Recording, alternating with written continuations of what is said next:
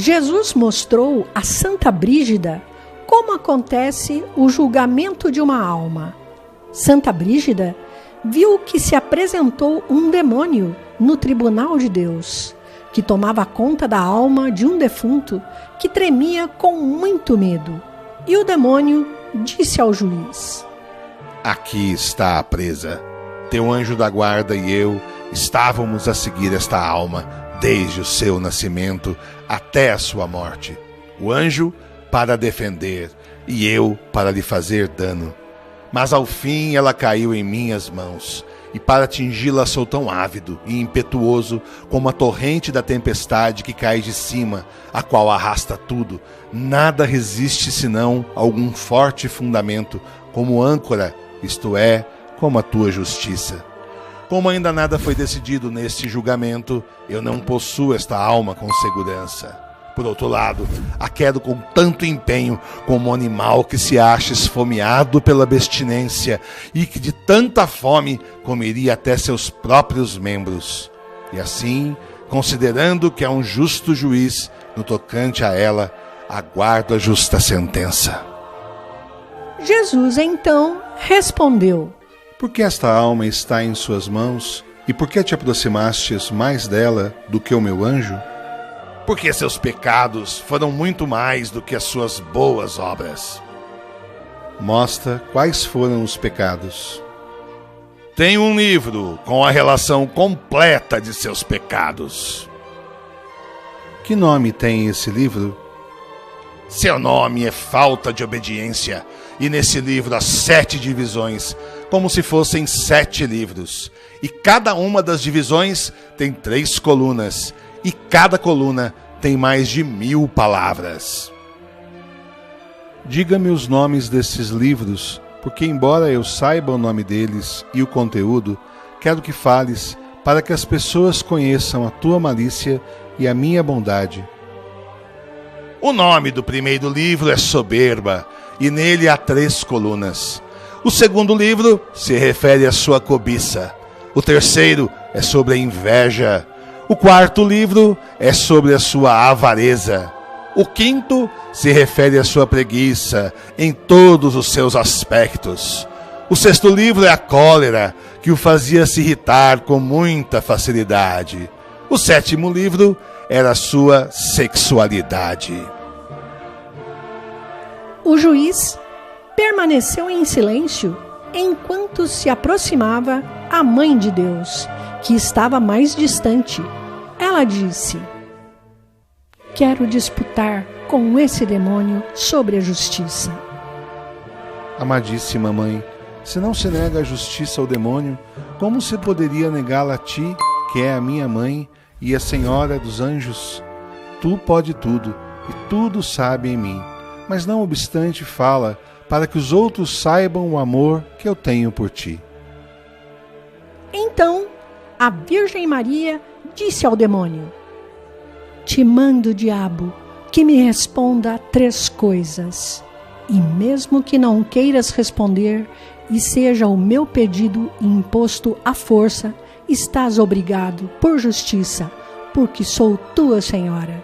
Diga-me, porventura, tu conheces todos os pensamentos do homem? Não, fico conhecendo somente aqueles que posso julgar pelos comportamentos exteriores das pessoas e por sua disposição em praticá-las, assim como os pensamentos que eu mesmo lhe sugiro em seu coração, pois ainda que perdi minha dignidade angélica, no entanto, pela habilidade de minha própria natureza, me ficou tanta sagacidade que pela disposição das pessoas posso entender o estado da sua mente. Mas os seus bons pensamentos não podem ser conhecidos por mim. Diga-me, diabo, ainda que seja contra a sua vontade, quem é que pode apagar a escrita em teu livro? Nada pode ser apagado nos livros, a não ser o amor de Deus. A pessoa que tiver Deus em seu coração, mesmo sendo um grande pecador, automaticamente se apaga em meu livro muita coisa que estava escrito a respeito dele.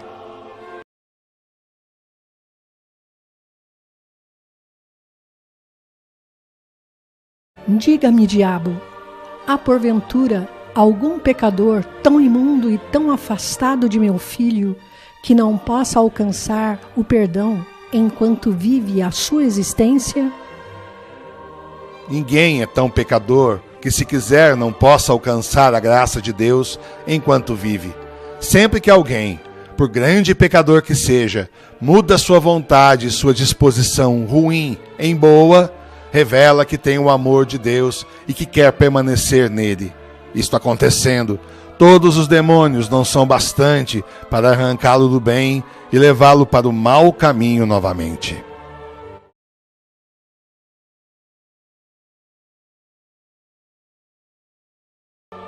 Esta alma retornou a mim no final de sua vida, e ela me disse: Vós sois a mãe da misericórdia e o auxílio dos infelizes.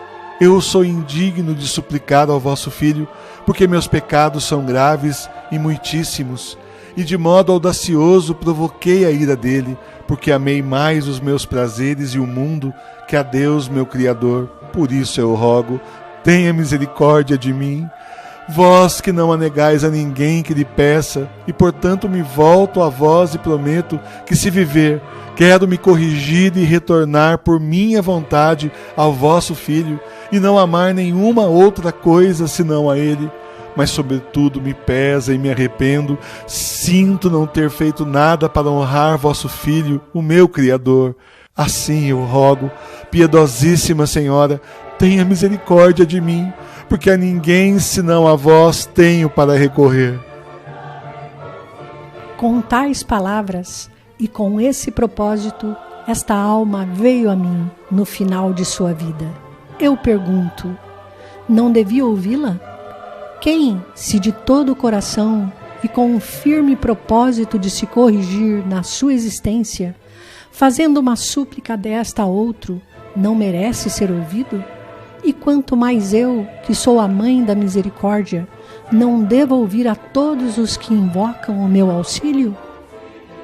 Nada sei a respeito desse propósito, mas se é segundo dizes, prova-o com razões manifestas. És indigno que eu te responda. No entanto, porque isto se faz para proveito de outros, vou te contestar. Tu, miserável, falaste que nada daquilo que está escrito em teu livro pode ser apagado, senão pelo amor de Deus. Meu filho, faça que o diabo abra esse livro e leia, e veja se tudo está ali, escrito por completo, ou se tem algo apagado.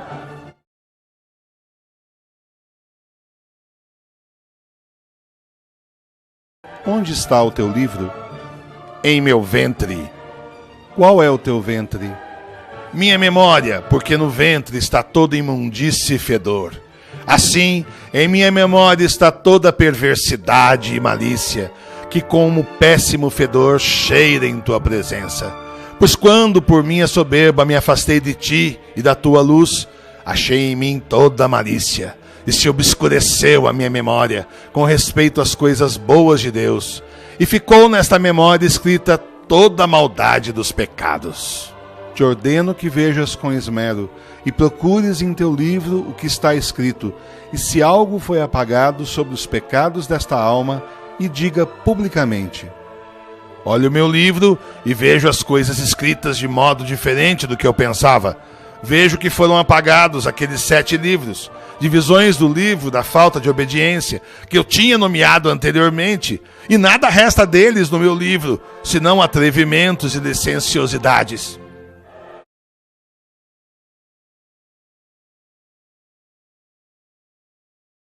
Onde estão as boas obras desta alma? Senhor, todas as coisas estão na vossa presciência e conhecimento, tanto as presentes como as passadas e as futuras. Tudo nós conhecemos e vemos em vós, e vós em nós. Nem necessitamos de enumerá-los, porque todos eles vós conheceis. Mas porque quereis mostrar o vosso amor, o Senhor manifesta a vossa vontade a quem vos satisfaz. Desde que no princípio uniu esta alma ao corpo, eu estive sempre com ela, e tenho também escrito um livro de suas boas obras, e se quiserdes ver este livro, está em vosso poder. Não convém julgar, senão depois de ouvir e entender o bem e o mal, a fim de que tudo seja examinado cuidadosamente, a fim de que a sentença proferida represente o equilíbrio da verdade e a justiça, seja para a vida ou para a morte. Meu livro é denominado Obediência, com que ele vos obedeceu, e nele há 7 colunas. A primeira é o batismo, a segunda é sua abstinência jejuando e se reprimindo das obras ilícitas, nos pecados e até no prazer da carne e nas tentações. A terceira coluna é a oração e o bom propósito, que com respeito a vós ele teve. A quarta são seus bons feitos em esmolas e outras obras de misericórdia. A quinta é a esperança que ele tinha em vós. A sexta é a fé que ele teve como cristão. E a 7ª coluna é o seu amor a Deus.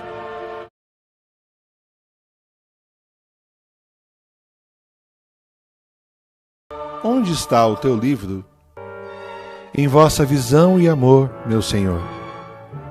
A Virgem Maria disse ao diabo em tom de repreensão: Como guardaste o teu livro e como se apagou o que nele estava escrito? Ai, ai, por que me enganaste?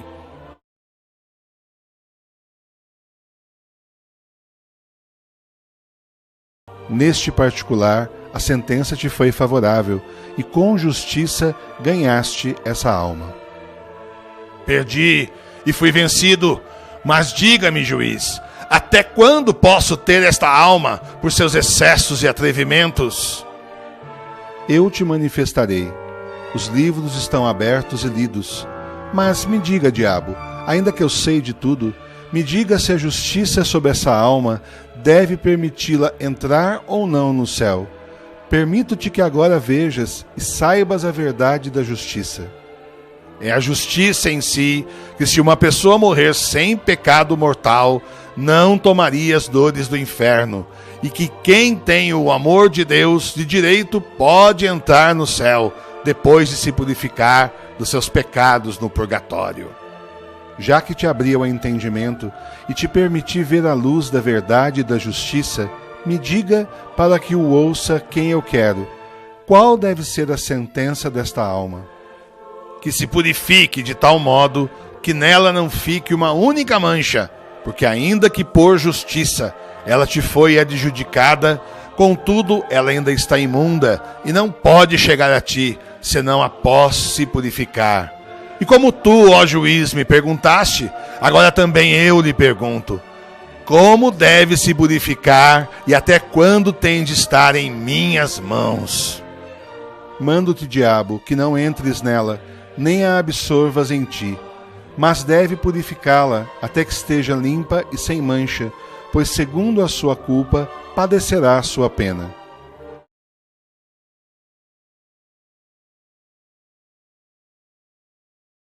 De 3 modos aquela alma pecou na visão, de 3 modos no ouvido, e de 3 outros modos pecou no tato. Portanto, a alma deve ser castigada de 3 modos. Na visão, primeiro deve ver e entender todos os seus pecados e abominações. Segundo, deve ver toda a tua malícia. Terceiro, deve ver todas as suas misérias e as terríveis penas das outras almas. Igualmente será afligida de 3 modos no ouvido. Primeiro ouvirá um horrível ai, porque quis ouvir o seu próprio louvor e os encantos do mundo. Segundo, deve ouvir os horrorosos clamores e zombarias dos demônios. Terceiro, ouvirá os opróbrios e as intoleráveis misérias, porque ouviu mais e com mais prazer os amores e os favores do mundo do que os de Deus, e serviu com mais empenho ao mundo do que a seu Deus.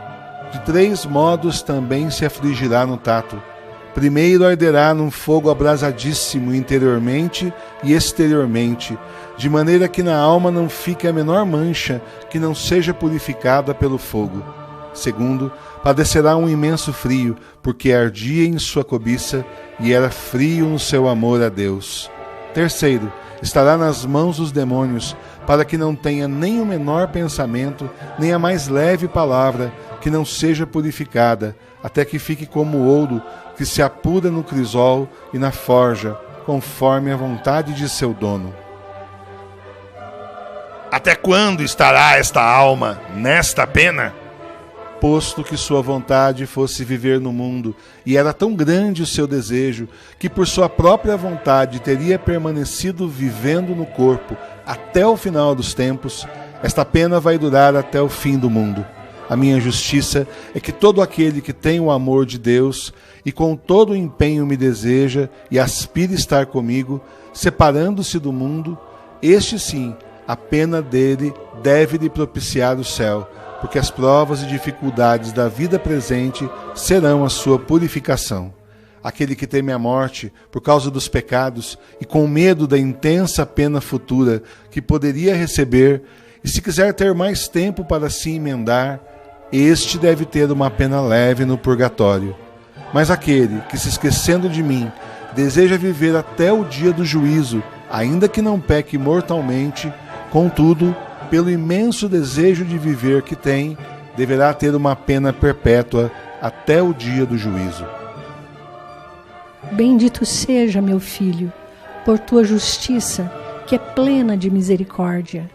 Ainda que nós o vejamos e saibamos tudo em ti, diga-me, para a inteligência e conhecimento das pessoas, que providência se deve tomar para diminuir tão longo tempo de pena, e qual seria o caminho a seguir para se evitar um fogo tão cruel?